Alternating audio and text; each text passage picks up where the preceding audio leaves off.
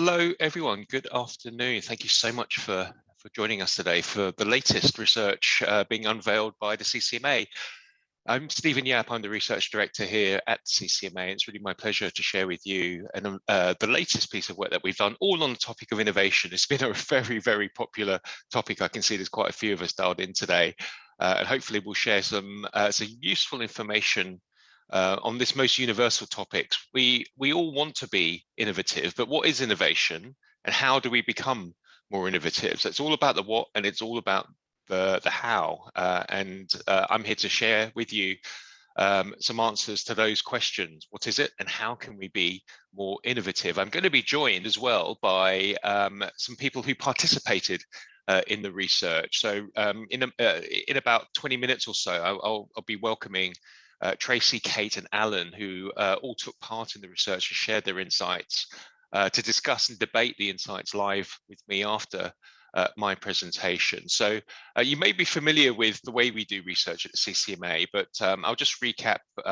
Perhaps this is your first CCMA presentation. So in this case, we focused on the topic of innovation. The full title of the report that's getting published later today on ccma.org.uk is Overcoming Barriers and Accelerating Innovation in the Contact Center, but that's far too long to fit on a slide. So let's just call it Barriers to Innovation. What are the barriers to innovation and how do we overcome them? So that's really the focus of today. There will be a full report of which I will share parts of in just a second, and that's going to be available as a free download from ccma.org.uk.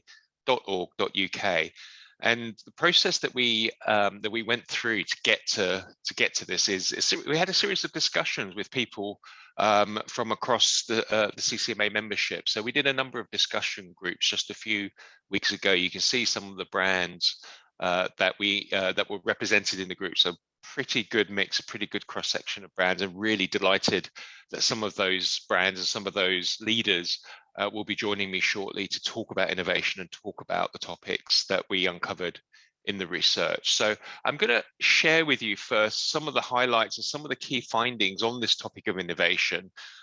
What is it and how do we become more innovative? But first, I'm going to steal a little bit of my own thunder. I'm going to give you a little bit of a glimpse of what I'm going to talk to you about, but I'm going to do it in the form of two poll questions.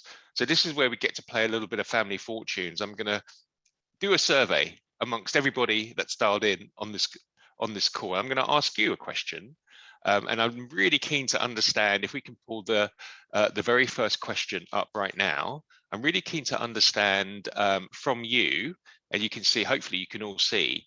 The question is, which of the following are sources of innovation in your contact center? And this is a multiple choice question. So feel free and start selecting all the ones that apply. If any of these are inspirations of innovation in your contact center, so if colleagues are a source of innovation, tick that box. If customer feedback is a source of innovation, tick that box. If your organization strategy, if you use external consultants, if you benchmark against peers, tick any of those boxes that apply. So let's start voting, and I'll give everybody a few seconds just to get your votes in. I'm really interested in understanding, where do you get inspiration for innovation in your organization? So we'll just give it a few more seconds, and then let's close the votes. Let's see what the results are. Okay. So I can see the poll results. I'm not actually sure if you can see the poll results. So I'm assuming I think we all can, actually. I think we all can. So 89% of us, almost all of us, get inspiration from colleagues. 87% of us get inspiration for innovation from customer feedback. About 2 out of 3 use organizational strategy. About 4 out of 10 use external consultants, and about half of us do benchmarking against peers. So predominantly it's customers and it's colleagues. Thank you very much. I've got another question for you. So the second polling question should be on your screen right about now. Which of these are barriers to innovation in your contact center? Which of these have you personally experienced get in the way of being innovative? So tick the box, tick as many boxes as apply to you.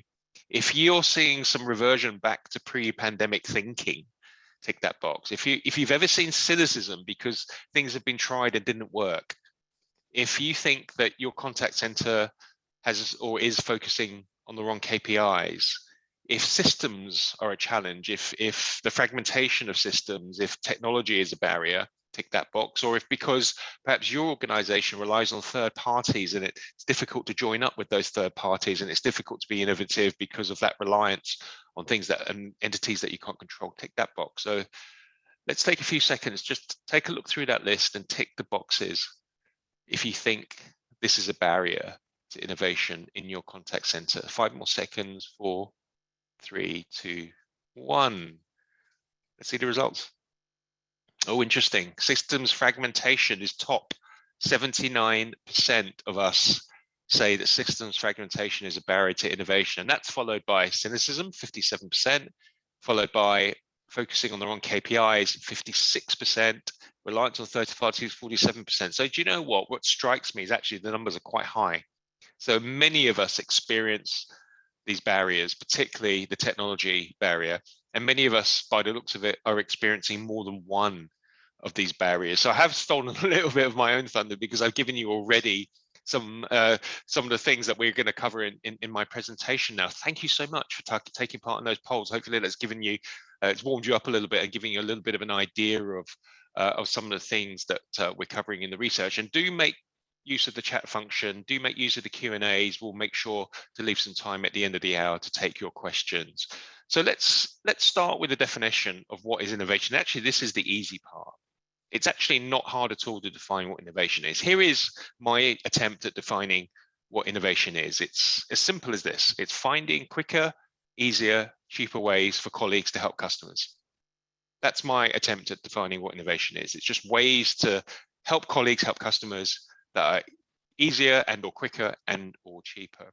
So in a way, defining what it is not the difficult question. The hard part is how do we become innovative? How do we become more innovative? So let's start by outlining what are some of the goals of innovation. This, of course, is all based on the conversations that I've had with leaders from across different types of contact centers. And some of the consistent goals that I've heard are reduce and better manage customer demand. Of course, this is what we do every day, every hour of every day as leaders in the contact center. It's about reducing, if you like, the bad demand, the failure demand, and it's about better managing the customer demand that comes in. How can we be innovative in doing that? But also it's about colleagues. As much as it is about customers, it's about colleagues. It's been never more important than it is today to find innovative ways to engage colleagues, particularly, of course, as we're all, most of us, if not all of us, are now in the hybrid environment. We're all working in a hybrid environment, and we're all still very much trying to work out innovative ways to operate in a hybrid world. How do we bring new staff? How do we recruit? How do we train? How do we onboard? How do we manage? How do we look after colleagues' well-being? How can systems, platforms, technology help us? How do we need to evolve the way that we manage, the way that we train, the way that we communicate? And innovation has a role to play. So it's about customers and it's about colleagues. And here's a quote from the research, which I think exemplifies this. So contact centers are a people business. The majority of the cost in contact centers is in the people. So a lot of our focus is around how can we be more innovative in making these people more efficient at what they do. The sources of inspiration, and we covered this, and as we saw in the first polling question, the vast majority of us get inspiration from our colleagues and from our customers. So, of course, colleagues, every single day, as the people who are on the front line and are talking to customers every single day, no one knows more about what's going on in the organization and what our customers are experiencing than the people on the front line. And of course, customer feedback is incredibly instrumental, and I would imagine all of us are using customer feedback in some way. And as we saw in the poll, the vast majority of us are using it to drive innovation initiatives, to look at ways to do things easier, cheaper, quicker for our customers. But of course, organizational strategy for many of us does play a role as well. A strong vision, a strong sense of direction, a strong sense of mission. This is where we're going, can be that high level inspiration around which we can then align our innovation strategies in the contact center. If we know where the organization is going, then we can make sure that we're all pulling in the right direction. Some of us will use external consultants to help us define the innovation goals and innovation priorities, as well as answer all that all important, how do we become more innovative? And some of us are also using benchmarking. So of course the CCMA exists because the whole purpose of the CCMA is to enable contact centers to understand what other contact centers are doing. So it's understanding what others are doing, it's learning, it's sharing, and that is also a very important source of inspiration. Here's a quote from Alan, who we'll hear from shortly live on the panel.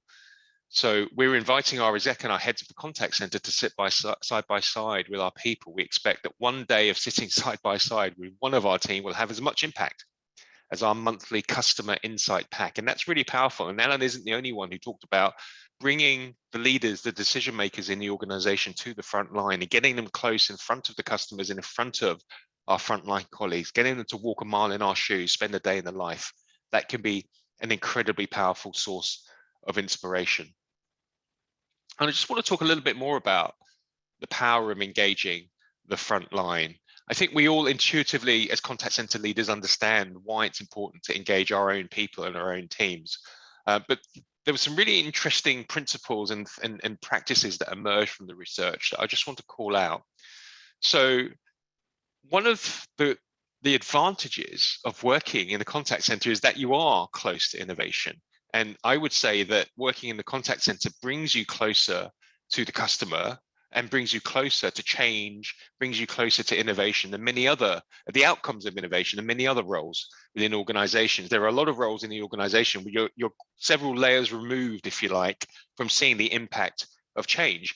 And this is actually one of the very good reasons to work in a contact center, because you're close to it.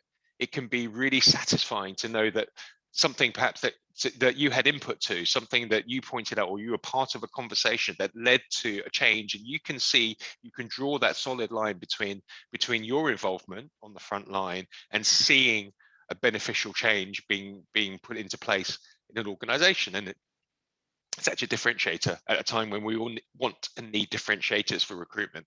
One of the reasons to work in the contact center is because you can see the impact and you can feel like you can make a positive difference. And something else which I found really interesting, and I hadn't really thought about this before.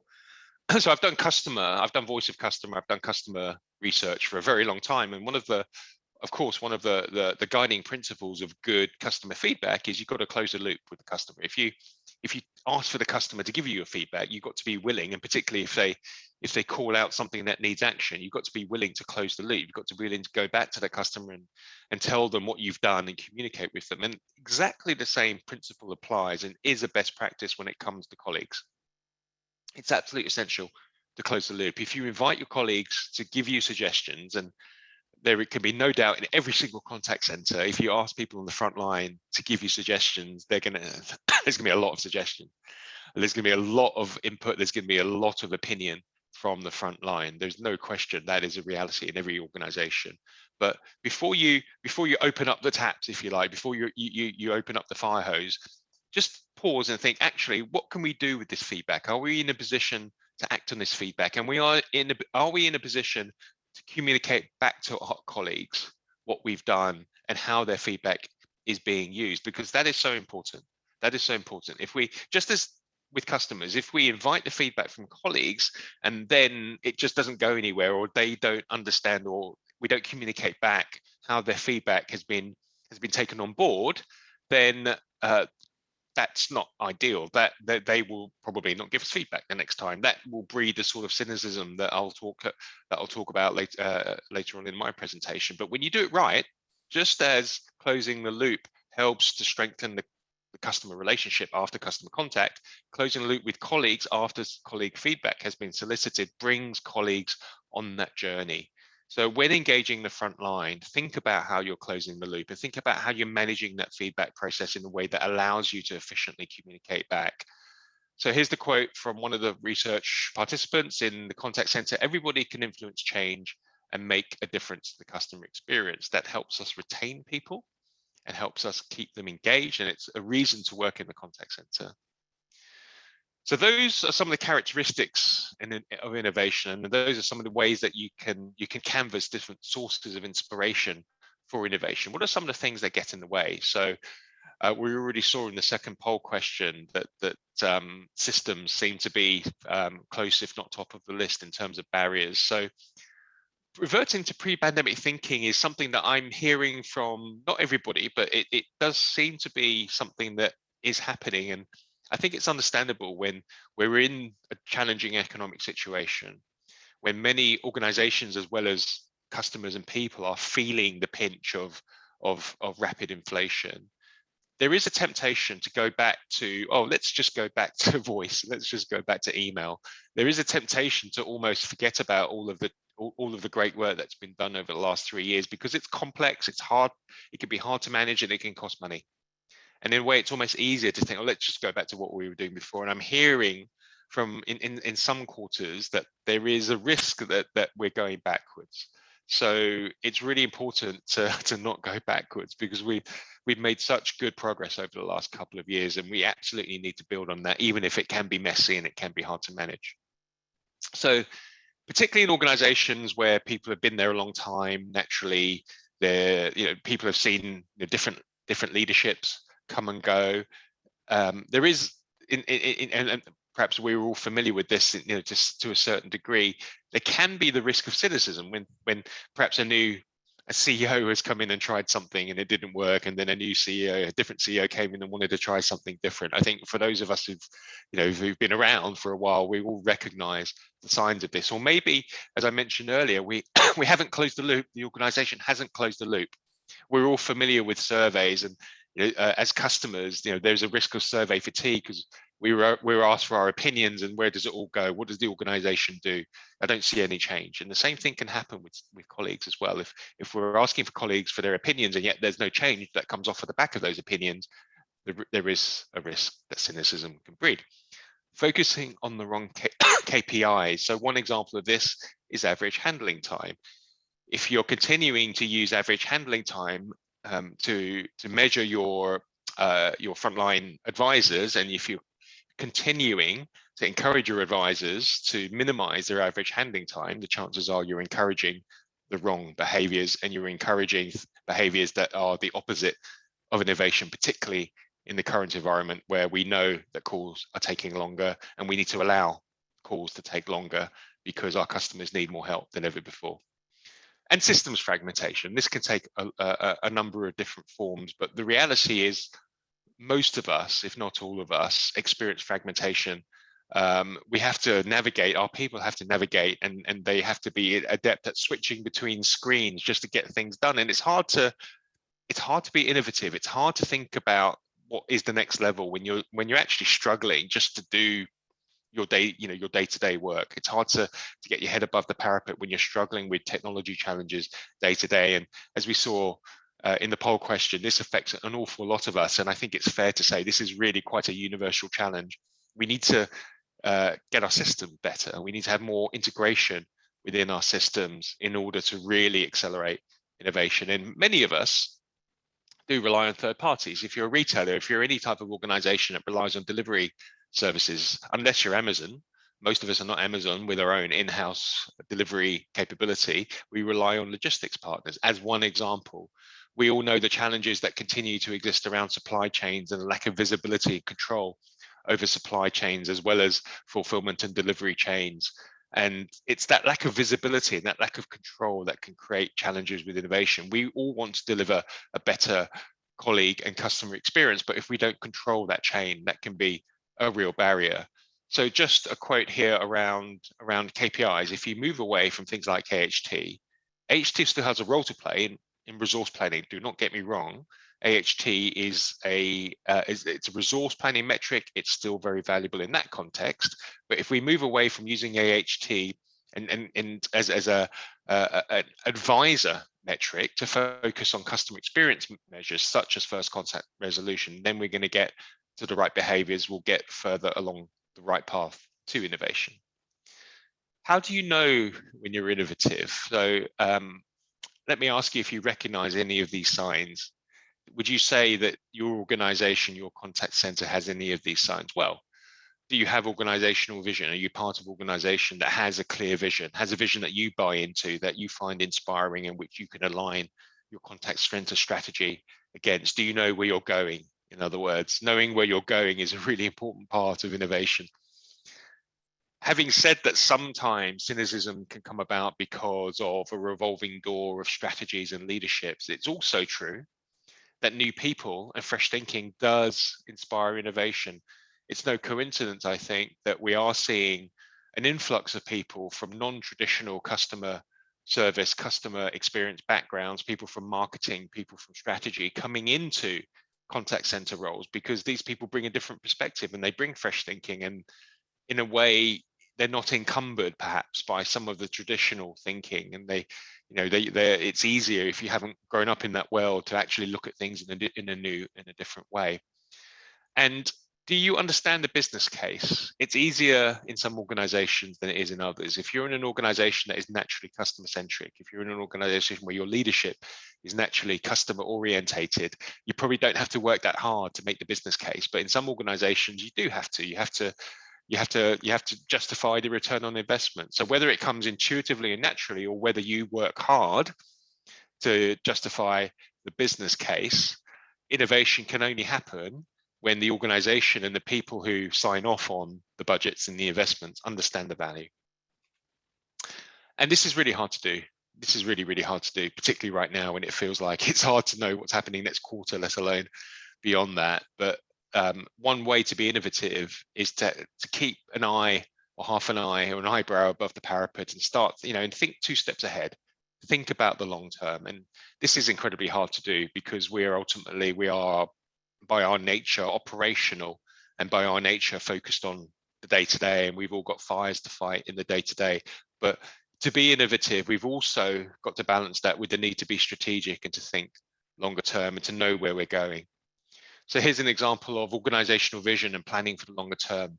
We have a very clear strategy in terms of where we're going as an organization that helps you to remain focused in the contact center in terms of the things that are important, in the direction we're heading in a business, as a business, and where we want to invest our time and effort. So a vision helps you to set priorities. It helps you to know where you're going. It helps you to measure whether or not you're moving in the right direction. All incredibly important foundations for innovation. And what do all innovative contact centers have in common? Having talked to lots and lots of contact centers, I've noticed there's one sort of defining consistent theme that distinguishes all innovative contact centers, and that is they belong to organizations that understand the value of the contact center. They belong to organizations that understand the value of customer contact and don't see customer contact and contact centers only as a cost.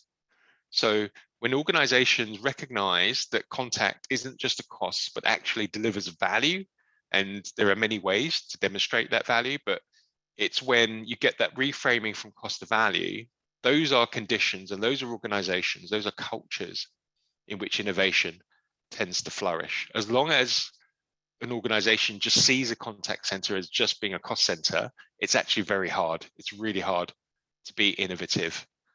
So fundamentally, it's about reframing cost to value. So what are some of the ingredients of innovation? We're now getting into the hows. Identify the problem up front.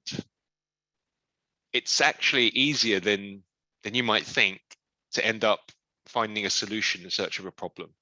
Always know, what is the problem that you're trying to solve? What is the job that needs to be done? Do beware of the shiny thing syndrome. Tracy from Aegeus, who's going to be on our panel in just a few minutes, I think is very eloquent on the idea of shiny things. There's a lot of shiny things out there, and a lot of those shiny things have a lot of value. But again, it's not about solutions in search of problems. It's about understanding the problem that you need to solve and then finding the solution, the thing that's going to solve your problem. Consider whether you've maximized your existing resources. Think about all the customer data that you have, that you're already at your disposal. Have you maximized everything that you've already got before you spend money on new things? And it's important to think about innovation. Not always, we often think about innovation as this big bang, this big step change, and it can sometimes be like that. Sometimes when we bring in a new platform, we see a step change, but actually it's more often that innovation is, as David Brailsford, who was the head coach of the British cycling team throughout those several Olympic winning contest said, it's actually about the aggregation of incremental gains. It's about working hard every single day, making a little bit of difference every single day and pushing every single day. And over time that adds up. So it's not always about the big, sexy, glamorous step change. It's just about grafting every day to make small gains. And nobody, I honestly don't think anybody anywhere in an organization is as resourceful, as creative as the people in the contact center. We are the most creative people by nature. We are the most resourceful people by nature. There can be perhaps a danger that we're almost so resourceful that when we actually put our hands up for help, we're pretty much down the list. So we need to be creative, we need to be resourceful, but we also need to make sure that we're on the list, we're up the list, and we have got a seat at the table. And so when it comes time for us to say it's our turn to get our share of investment, that we're listened to. And of course, stakeholder engagement. This is almost goes without saying, but both within and without the contact center, bringing others along the journey is absolutely essential, because innovation doesn't happen in a vacuum. Innovation happens only with collaboration and partnership, both within our operations and also with other departments. So this is Tracy from Aegis saying innovation is not about shiny things for the sake of shiny things. You've always got to be goal focused. What problem are we trying to solve? What difference are we trying to create? Start with that. Make sure that you know very clearly what the answer is to that question before you go on searching for solutions. So that's my presentation. Just before I introduce the panel, I just want to summarize with 5 characteristics of innovative contact centers. And I'll ask you, which of these do you recognize in your own contact center? And if you don't recognize it, how can you work on it so that it becomes more recognizable for you? You start with a clear definition of the problem to be solved. Do you understand the business case? Can you make the business case to the people that you need to make it to? Do you have the right KPIs in place to drive the right behaviors?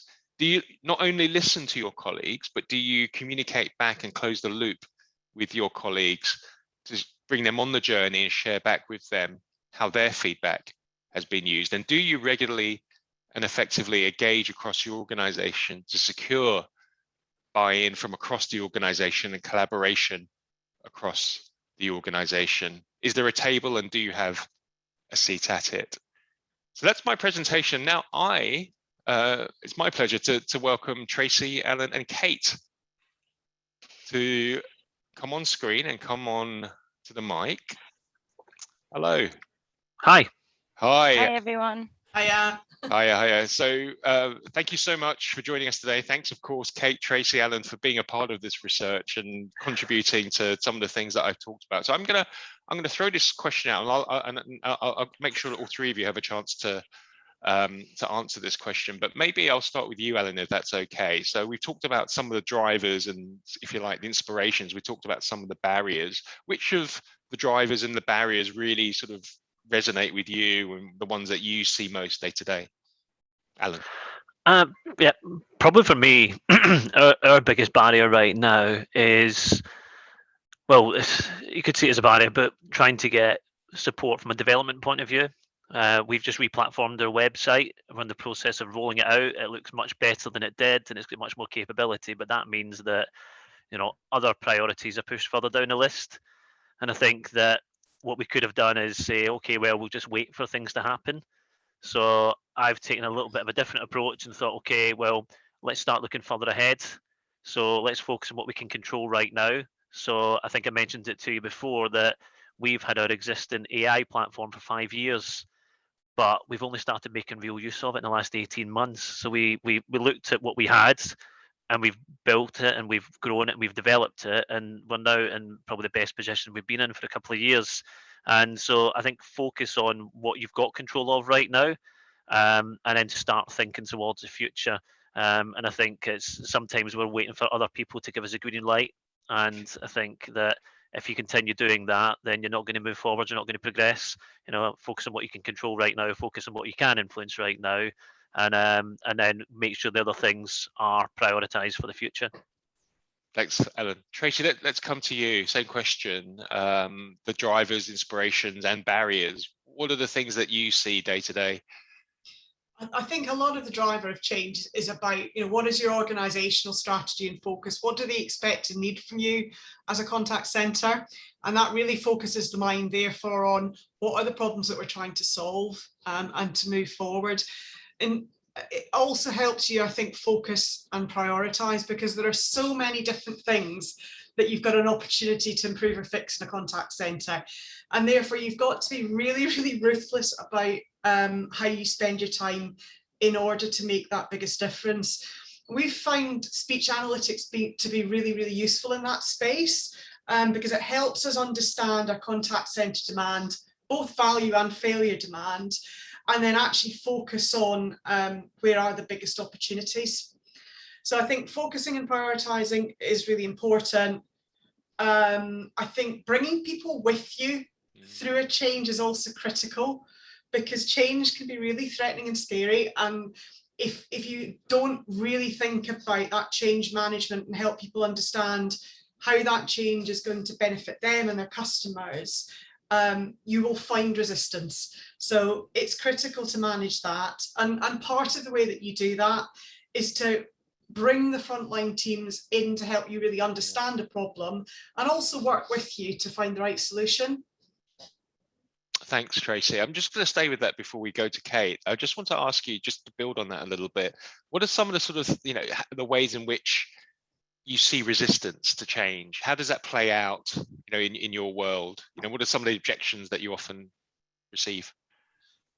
Well, I'll give you an example. I mean, we rolled out voice bot technology probably just over 12, 14 months ago now.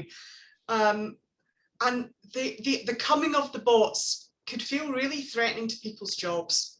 And I think with every new bit of technology you introduce, nothing will run perfectly from day one. You get the technology in, you get your 80% benefit and gain, and then you refine and improve. So therefore, we had to think really carefully about how are we going to manage some of the risks and issues that are surfacing, so that one, we can deal with them, but two, also not let that get in the way of a technology which has actually made a massive difference to day one. Because what we did is we introduced an identification and verification bot. So every call you've got to do ID and V. We moved that over to the bot. I mean, that saved us somewhere between about 35 and 45 seconds a call. So massively powerful for us. But, there were things where people weren't following process properly. And it was nothing to do with the bot that was a problem. It was just people getting used to new technology. So we were really proactive in terms of how we managed that with our people. So that actually what we ended up with was fantastic feedback coming back, because it made a huge difference to how a call starts. As opposed to, hi, welcome to Ageas, what's your postcode? It now starts with, hi, Mr. Jones, how can I help you today? So it was a transformational shift from a customer perspective, removed a horrible, boring process from our people, and unlocked a huge chunk of efficiency within our contact center overnight. And having been through that experience, Tracy, is there something that you know now in hindsight, or would you have done the onboarding or rollout any differently, knowing what you know now? No, I think that's the smoothest one, but it was smooth because we knew it was going to be an issue from day one if we didn't manage it effectively. So I made sure we really walked through a change management, not just a project management approach on that initiative. Yeah, I think that is something we're all familiar with. Just the challenges of getting to grips with new tech. On the one hand, we all want the tech to be better, but when new tech comes, there is a learning curve that comes with it. And how do you get people on that learning curve and up through the learning curve as quickly as possible? Thank you so much. And I can see there's Q&As, there's questions coming in on the Q&A panel in Zoom. So we will take your questions if you have any for Kate, Alan and Tracy. So keep the questions coming, use the Q&A panel. Kate, let's come to you. What are some of the inspirations and maybe some of the barriers that you've experienced? Well, I think when we first spoke and we had our focus group about this, we were about to implement a big brand new continuous improvement process. initiative. And I think I think I've changed my answer now. One of the biggest barriers that we're facing is the changing priorities of our leaders, and I suppose globally, because at the moment the cost of living crisis and how we can do more for our customers is obviously going to be more important than a continuous improvement process that we implement. So it's kind of all hands on deck, and how can we use our speech analytics to tell us the number of customers that are struggling with the cost of living crisis without saying the words cost of living crisis. And that's going to be what we're all focused on, and trying to look after our customers as much as we can. And I think if even thinking about our frontline, if they're having those conversations every day and they know that the priority is to overcome this time of uncertainty, economically, I think continuous improvement does always get pushed down in the list of priorities with leaders. So that's how to get a continuous improvement and an innovative kind of culture alongside the ups and downs or the rough seas that we might face. And the rough seas are never going away. When the cost of living crisis goes away, there'll be something else, a new government mandate we all have to meet or whatever. But it's about learning continuously from customers' feedback and our frontline who are closest to the customer, while there are rough seas and global pandemics and things like that. So I'm finding that to be a bit of a barrier. However, I think recently we've implemented where we have one agent who's just contacting customers who've given us a low NPS score, and just asking them, how could we have done better in your own opinion, and in your words, in your language, how could we have done better? And then understanding what processes tripped up that agent, what processes delayed that call. Why do we need 12 systems for an agent? A poor agent trying to have a really good, deep conversation with a customer who's worried and anxious, that's not going to be, innovation isn't going to be there. But in this case, we have managed to find and source where the problems are, and using our frontline, ask them, how could you do better? How could we fix that? If we took that away, what could we replace it with? And that's on a small scale at the moment, working really, really well. However, as I said initially, the priority will always be our customers and doing our BAU job before we try to be innovative and think of new cool systems and new shiny things, which I love. And just staying with you, Kate, both Ellen and Tracy talked about the importance of prioritization, because there's so many things that we could do. There's so many ways in which we could spend our innovation budget, if you like, and that's not just money, it's time and attention. With such a complex and big organization as British Gas, I imagine that is a real challenge for you. How do you prioritize all the things that your customers and colleagues are telling you we need to do? What makes it to the top of the list? Oh, well, we'd always look at customer satisfaction scores. And if, for example, for 18 months, we went through industrial action last year, 18 months ago, with our engineers, unfortunately, and we don't always have enough engineers to meet our customers' needs, especially our most vulnerable customers. So when we get really poor customer satisfaction scores and they point to the same thing, we'll go after that first, and then we'll see what technology do we need and how can we make that better, and all the while listening to our frontline. And I think that's so important, because senior leaders, I call them the big dogs. They're brilliant in everything, but unless they use the systems and they speak to the customers and they know the ins and outs of everything, they don't always have all the information to make the best decisions. So having that side by side, kind of a shadow board with our senior leaders, where frontline can say, okay, I know this is the process, but it's so long, I've made my own process, so this is the way I'll get around that. And little fixes that the frontline have, and just always connecting our senior leaders who make these decisions to our frontline so they can really see what works. And the new shiny technology, if on LinkedIn, people contact you with all these different things. I want to buy them all if I had an unlimited budget, but knowing which ones actually make our lives easier and make our customers' lives easier is so important. And we're still, still trialing that. There are trial teams often, but I think the imperative thing is, does the new technology make things easier for our customers? So that would be how we'd prioritize, ideally. Thanks, Kate. Is it a sledgehammer to crack a nut? And that's quite often the case, isn't it? It's way more tech and it's way more sophisticated than you actually need to solve the problem. And it's really about containing just the enthusiasm that a good salesperson will create in you, and then stepping back and really thinking about it in the cold, hard light of day. Alan, you mentioned a replatforming that you're going through right now. What is the problem or the problems that you're hoping to solve with that? That's probably more of an e-com. Our platform was self-built, and it just meant that when we had to change something on the website, we had to do a whole new release, which meant that you can't just change some text on the site. But I think one thing that we spoke about previously was um, a frustration for me is I joined Superdry 2.5 years ago, and my team used 17 back office systems in the background day to day. And then we did the benchmarking exercise, and I've been to CCMA events where people say you shouldn't have any more than 5 or people will leave. And I thought, well, that's a bit that's a bit worrying. Fortunately for me, we don't get too many complaints about it. So people do give me the feedback, but we're not having people leave because of that. But I recognise that things are too complex behind the scenes. And I also recognise that if we get our systems talking better to each other, we can have people doing more on our self-service, so they can go onto the chat service and return items and track their items. We could do much more. But what we've done is on tech, we've stacked it up over the years. So I call it tech stacking. So we need an email solution, we need a chat solution, we need this solution, and we build it all up. It's all built on stilts. And actually, I've hit pause right now. I've thought, right, let's focus on what we can do this year. And we're really thinking about, okay, let's start with the CRM, put that in the middle and build outwards and start to think about, we're in retail. We know that some of our biggest challenges for the customers are Wismo, where is my order, and the returns process.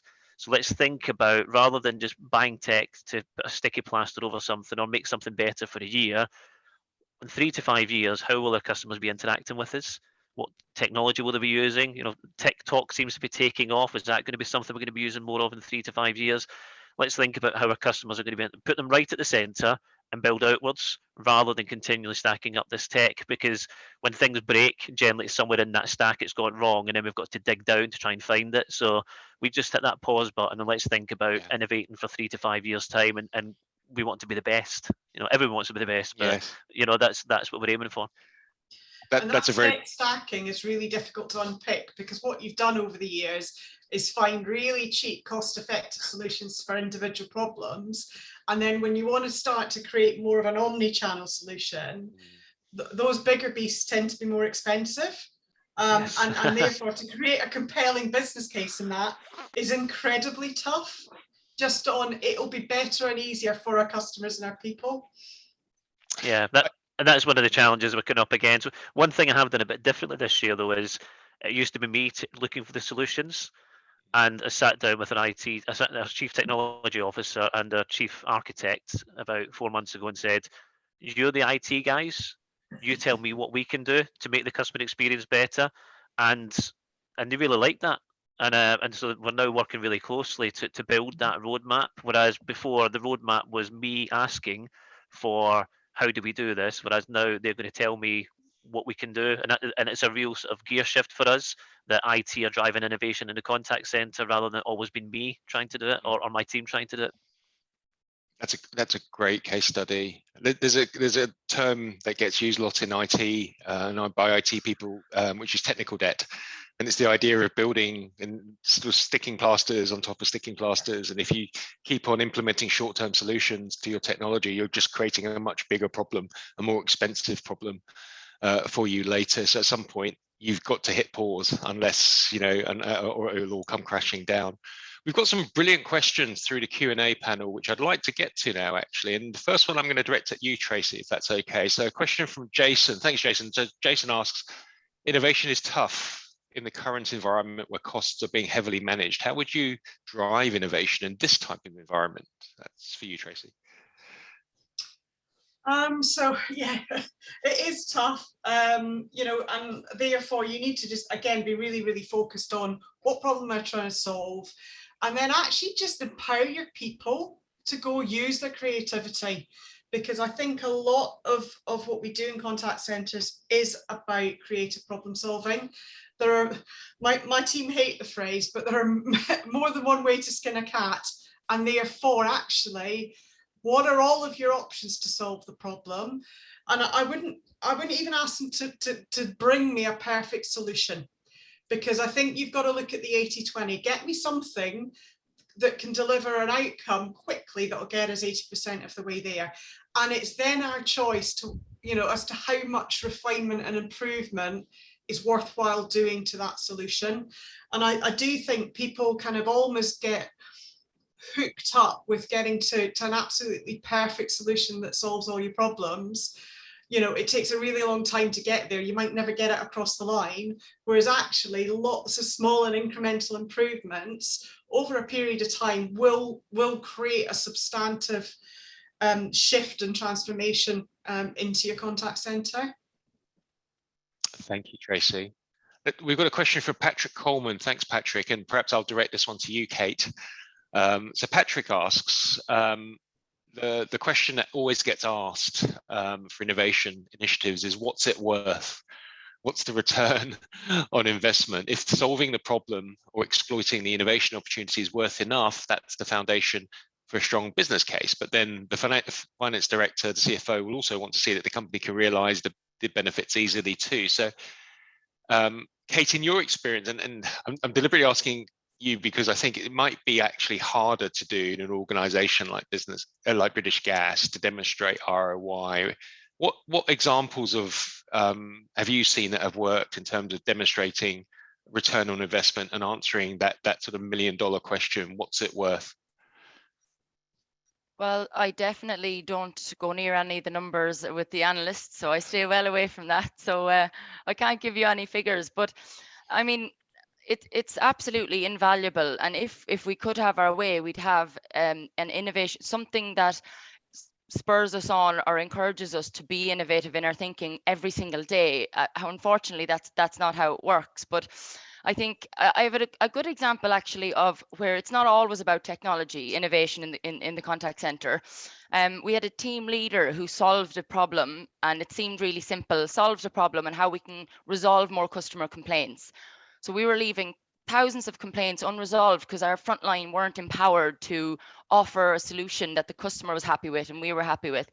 And we didn't have enough complaints teams to resolve these afterwards. And, it's such a negative impact on the customer journey. And this team leader spoke to their team and just asked, what ideas do you have? How could we do this better? And had a really simple brainstorm.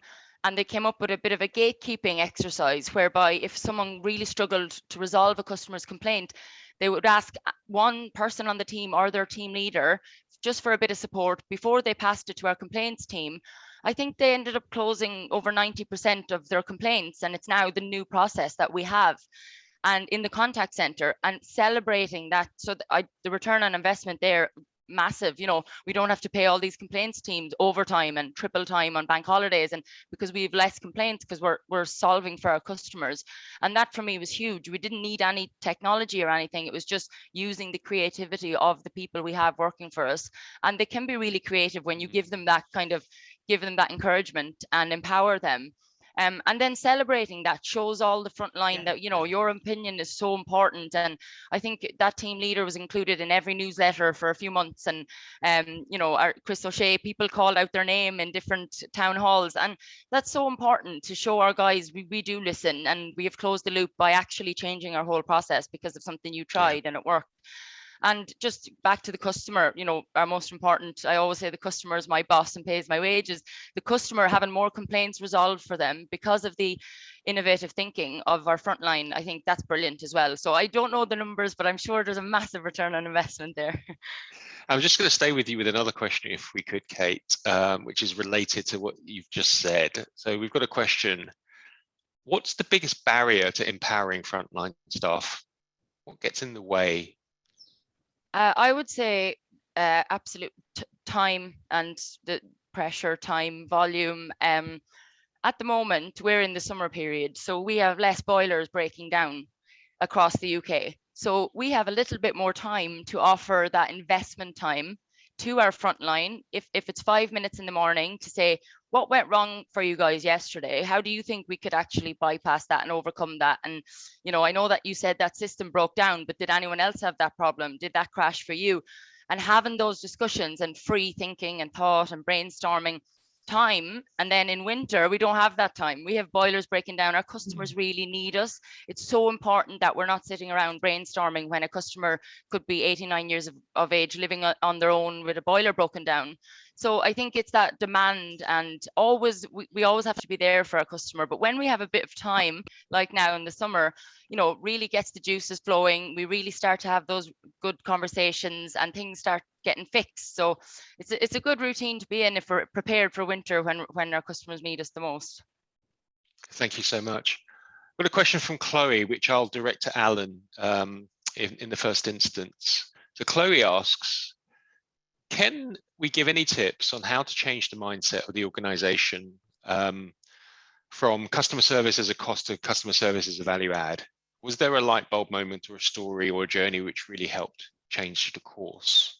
Alan, your thoughts? I think for a lot of people I know that work in our industry, COVID was a big one, where, so particularly in retail, where all the stores closed, suddenly they had to look to the customer service team to be the voice of the customer. So that helped us. That was a first step. But my biggest tip is to be a disruptor, and to get in front of people and get in people's faces. My manager told me very early on that she wanted me to be a pain in the bum to people, and just to go to people's desks and to say to them, you need to, so backed up by data and getting people to understand what we do in the customer service center, why it's important. Also, you can put value to it as well. If a customer has a bad experience, you will lose that customer. That's got commercial value, and if you can turn that into a commercial value, then people start to see actually it's important to keep, just as important to keep your customers as it is to bring in new customers, particularly in retail. And I find that right now. And for me, it was, you know, the big moment for me is when I got in with the exec. So our exec meetings were very much focused on the commercial commercial elements of the business, how if I could say it. And we didn't have a seat at that table. And when we got a seat at that table, we started to drive change. And again, I'm very lucky that our CEO Julian has worked in a store before. He's been customer facing. Our chief operating officer Savannah has started as a customer service advisor, so they get it. And as soon as I started talking about customers, it resonated with them. The other tip, I know we're short on time, is get them into the contact center. Let them sit down. If they sit down and listen or watch a chat conversation for an hour, it will really change their view of the customer experience. Because let's face it, customer service exists because things go wrong, and so they'll get to sit and watch an hour of things that aren't going the way they should, and you'll get a lot of change driven out of that.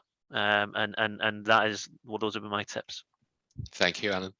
I just got time for one more question, and we'll take the question from Ross. And I might, if I may, direct this to you, Tracy, in the first instance, because you mentioned using bots to help simplify the journey and reduce your handling time up front in terms of the things that shouldn't take time. Ross asks, how do you feel about using voice and face biometrics within the call center? Do you think this would help turnover of staff who are fed up constantly asking the same questions? Would it speed up process and security? Would it deliver a better customer as well as a colleague experience? Have you had an experience at GS with using voice and face biometrics? Biometrics, no. We are using voice bots. So, you know, they've got speech engines in them, they understand. And I think what we're doing therefore with those bots, as I said earlier, we're using it to do that ID&V process that happens on absolutely every single call. And having got that technology in and working really effectively, and that took 2 or 3 months of real refinement and improvement. So, you know, Kate was talking about continuous improvement loop. I think as soon as something goes live, that's actually when the hard work starts to continue and improve. But having got that one use case live, we then went, how else can we use this bit of technology? What are the simple, straightforward things that, you know, there really is no need to put that precious contact center resource to. And customers are actually quite happy to interact with the bot to get something sorted out quickly and easily for them. You know, so we've used it for things in insurance world to let people either accept or lapse a renewal. They quite often will ask for duplicate documents, and if they don't want to go back online, then we'll use the bots to do that. But we're also using the bots when customers are coming in to promote our online self-service channel, because we know there are a lot of people out there who are quite happy to use that. And rather than sit and wait for an agent, you know, if they're phoned in a mobile and they're interested, we'll give them a link straight into their online channel. So what we're doing is we're taking out all of that quick and easy stuff and using technology to do that. That then focuses that precious resource on the things that will make the biggest difference to customers. But I think where it starts to create a challenge for us is actually what we've now left our people with is just call after call after call of more complex and intense effort. So we're now about to kick off a process to think about how do we re-engineer those contact center roles for the future, and how do we support people so that we continue to deliver them a work environment, you know, that is pleasant, that will make them want to stay. Tracy, thank you. And I'm sure many of us are experiencing the same complexity increases and are also thinking about how we re-engineer accordingly. That's all the time we have for questions, all the time we have for our panel. Thank you to Tracy, to Alan, to Kate. Thank you so much for sharing your thoughts today, and of course in the research which is going to be published later today and downloadable from ccma.org.uk. But before we finish, of course, none of this research would be possible without the generosity of our supporter, who is UJET. And I think it's fair to say UJET are certainly among the more innovative contact center as a service brands out there. And I'd like to invite Ash Hallett to the stage. Ash is the Vice President for UK, Ireland, and now Northern Europe for UJET. And I'd like to ask Ash to say a few words. Ash, the stage is yours. Thanks, Stephen. Yeah, fantastic conversation. It's really interesting to see how much these conversations advance. You know, we've been involved in a lot of work with the CCMA over the last few months, and I think it's really powerful actually to see that, you know, of all the industries, the contact center industry really has taken the bull by the horns of all the innovation that we saw straight through COVID, and has actually, you know, made sure that we're capable of continuing that development and continuing that change. So it's been fascinating to see what's been said in all of the focus groups, and also the questions that have come through today. You know, they're night and day to what we would have seen 2, 3, 4 years ago. So I think the industry is in an incredibly exciting place, and you know, hopefully us vendors can keep up and make sure that we do the best job of supporting you guys on the front line, and you know, long may that conversation continue. And again, thanks to everyone that joined us today. I think it was a fantastic conversation. Thanks again to you, Ash, and to UJET for supporting this research. That's it. That's all the time that we've got. Thank you, everybody, for dialing in. I hope you found something useful, something you can take back. If you'd like to read the full report, it will be available this afternoon from ccma.org.uk. Thank you so much again. Enjoy the rest of your afternoon. Take care, everyone. Bye-bye. Thanks, Stephen.